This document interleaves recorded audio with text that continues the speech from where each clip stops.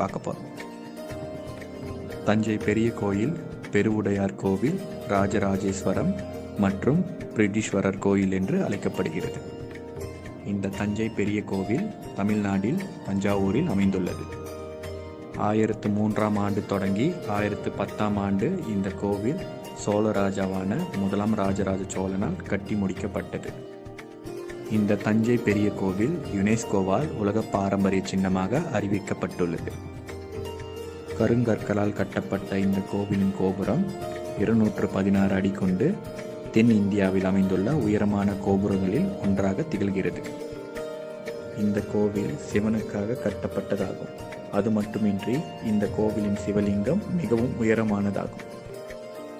இதில் அதிசயப்பட வேண்டிய விஷயம் என்னவென்றால், தஞ்சாவூரை சுற்றி 60 கிலோமீட்டர் வரை கோயில் கட்டுவதற்கு எந்த ஒரு பாறைகளும் மலைகளும் இல்லை.